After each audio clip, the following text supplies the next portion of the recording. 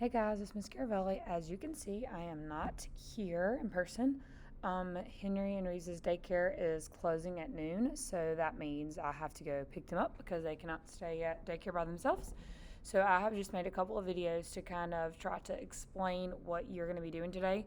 So the first thing that you need to know is hopefully, obviously, you have found this, but when you go to announcements, you're going to see an announcement that says classwork for Tuesday. When you click that announcement, it's going to give you some information and then some links to a couple of videos that are going to help you get through the day. I know that it is very tempting to sit there and pretend like you are doing what you need to be doing because the sub is just going to be sitting there trying to do their own work. But please understand that you are going to have a test on Book 5 next Tuesday. You have vocab tomorrow. You have things that you need to get done. And we are going to talk about Book 5 obviously tomorrow because I'm only at school for first period and third period. But for us to be able to talk about it, you are going to have to read and do what I'm asking of you today. So please, please, please do that. Okay, so this first video is for your bell work.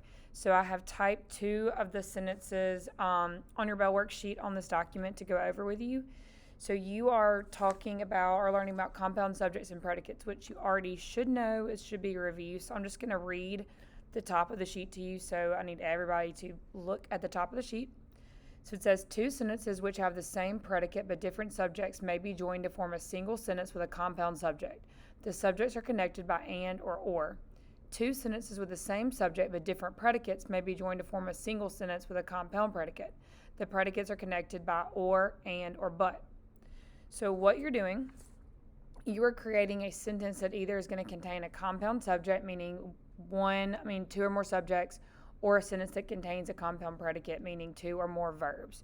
So what you're going to do is you're going to read the sentence, and the first thing you're going to look at are your subjects and your verbs. If you have identical subjects, then you're going to underline the subjects and you're going to put an S in the blank right behind the number. If you have identical verbs, then you're going to underline the verbs and put a P for predicate in the blank beside the number. And then the blank underneath the sentence, you're going to rewrite the sentence to have either a compound subject or a compound predicate.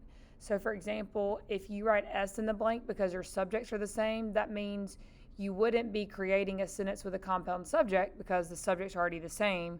You would be making a sentence that had a compound predicate because you would be combining 2 different verbs.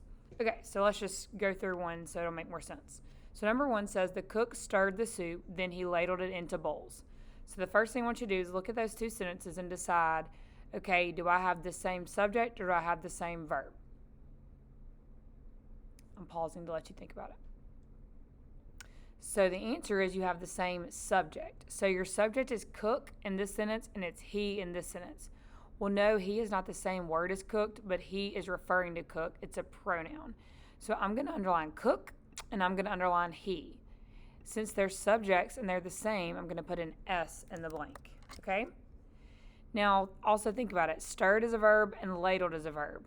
So I wouldn't underline those because those are 2 different verbs. They're not the same. I have to combine those. So I have one person doing 2 things. So I can make that sentence sound a lot better and just create one sentence that has a compound predicate. So then underneath the original sentence, I would say the cook stirred and ladled the soup into bowls. So now I have one subject and I have 2 verbs and I have a compound predicate. Okay, now I want you to look at number 2. We're going to ignore my low battery for a second. Look at number 2 and I want you to do the same thing.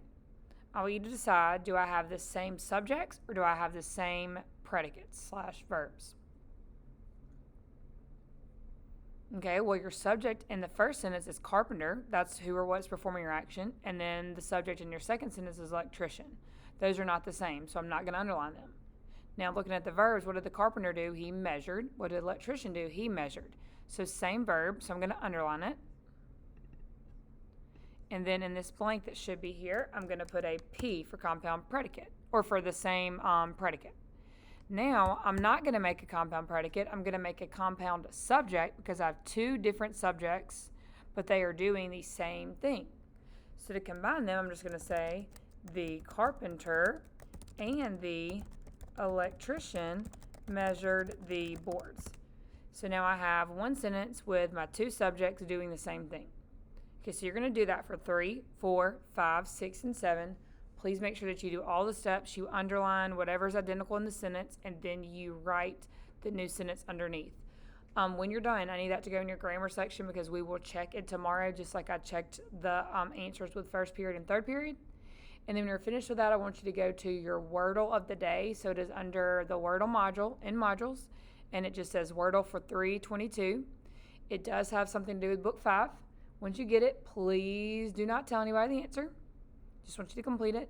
And then when you're done with that, I want you to get out the Odyssey book 5. Make sure you have a highlighter and a pencil. And then I want you to click on the next video, which says the Odyssey.